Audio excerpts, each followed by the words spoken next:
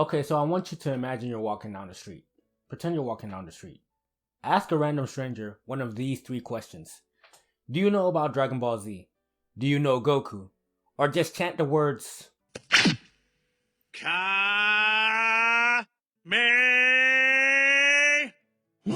ha me.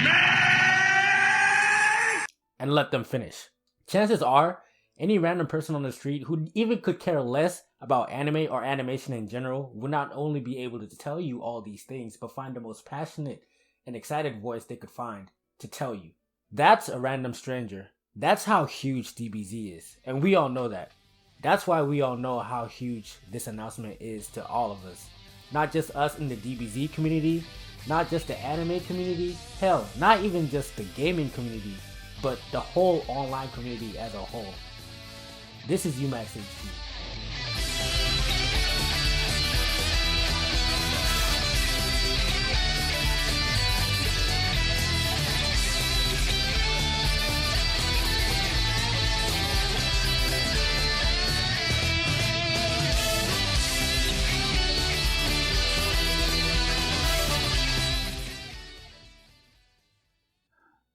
This probably won't be a long video. I'll probably make an update video in a minute about what's been happening, why I left, everything, in due time. But for now, let's talk about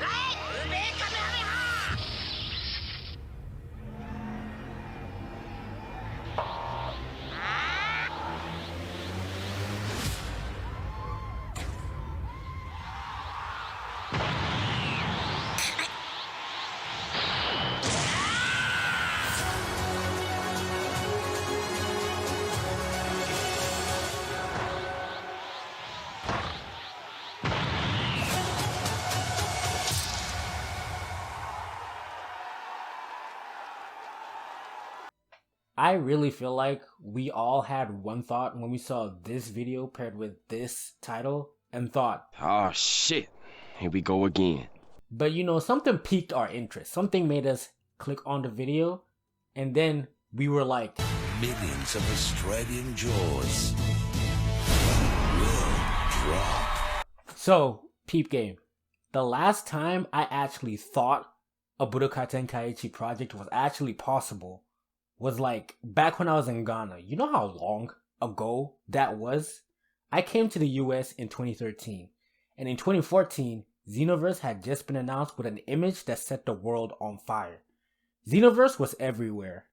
It was in a sense as hype as this announcement because it was the first game developed for the newer gen consoles. It was also being developed by Dimps, the makers of the Budokai series, which at the time, fans of the DBZ community really wanted back. It had graphics which we all agreed were amazing at the time, and had character creation, but this time was going to be done right.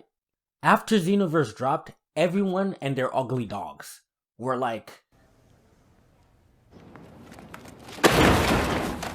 and I was one of them, I'm not gonna lie to you, but there were some in the community that were going hard. So backtrack, I came to the US in 2013, and in 2014, I fell in love with One Piece. And that's important to know because before I was in the One Piece Mafia, I was in the DBZ Empire. I always had a love for DBZ, and that love grew exponentially when we had a PS3. When we had a PS3, we didn't have the money or currency, the US dollar, to buy a full-priced game, like a full game, so we could only download demos. So the first demo we downloaded was the Naruto Ultimate Ninja Storm 2 demo. And we'll talk about how Ultimate Ninja Storm 2 set a benchmark for anime games. But this was an amazing experience because no one in our area had a new gen console, which was the Xbox 360 and PS3. So everyone in our neighborhood just kept coming to our place just to see these graphics, and we were gushing over everything from the fluid animations to the graphics, the particle effects. Everything in that demo was insane. Mind you, in our little community, in our little neighborhood, we were anime nerds, so other games didn't interest us as much as anime games. And then we saw we could download the first Raging Blast demo and went absolutely batshit crazy. In our neighborhood, everyone just knew about the PS2 DBZ games. Everyone had a Budokai series game for some reason. We had Budokai 1 and 2, and then had Budokai Tenkaichi 3, and then later got the Budokai HD collection. then we were nerds. But not too many people knew about the Naruto series, at least not in our part of the neighborhood. We were new to Naruto, but for DBZ, we would do things like compare the special attacks in Budokai Tenkaichi 3 to Raging Blast and just compare. And it was all just hype. And mind you, this is over a demo, not a full priced game. We were doing this over demos. I don't know if it was the novelty of a newer game or just the newer gen consoles, but we thought we had arrived. That was literally us. So I don't know why, but it was just fun seeing Raging Blast and then comparing it to Budokai Tenkaichi 3. The experience back then was magnified for us because we were one of the only people in our neighborhoods that had a newer gen consoles. So this was kind of like a celebration for us and those in our neighborhood. So back then, for any kid at all that had a PlayStation 2 in hand, every single person had played one of the following games.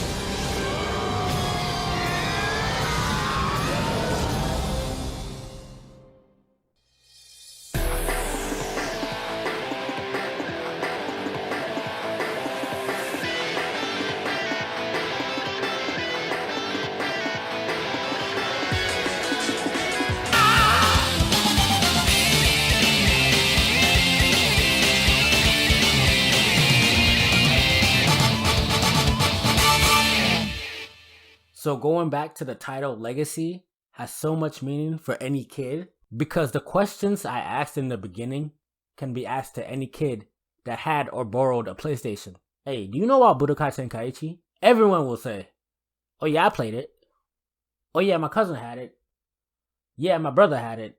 So when this announcement came, I shit you not, everyone lit up. I just got back from work and my friend texted me at that second, hey yo, you see this? And he doesn't do that for any game at all. My friend in Ghana hit me up talking about, yo, do you see that new Budokai Tenkaichi game? People on Twitter talking about this. People even that don't play anime games on Twitter talking about this. Even people that even don't play games at all talking about Budokai Tenkaichi 4. This game is really a celebration and it's so great to see the love this game is getting from fans everywhere. The legacy this game carries is astronomical, and seeing where the new gen will take this game is even more exciting. Imagine a new Budokai Tenkaichi made solely for the PlayStation 5. And we arrive at the final point of this video, which is just the fun factor. The Budokai Tenkaichi games were just fun. They were DBZ simulators, and very much so. And when Xenoverse came in, we acted like that was a bad thing. Like really.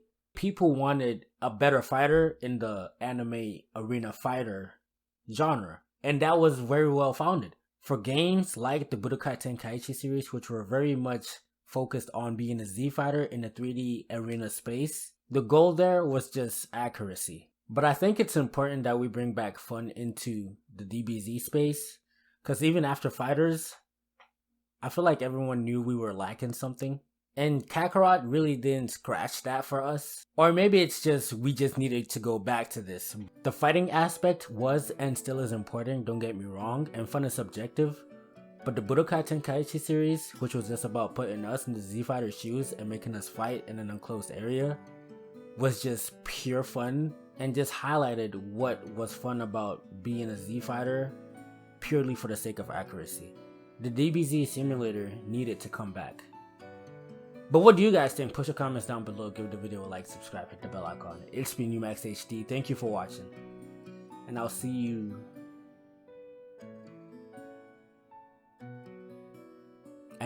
in the next one.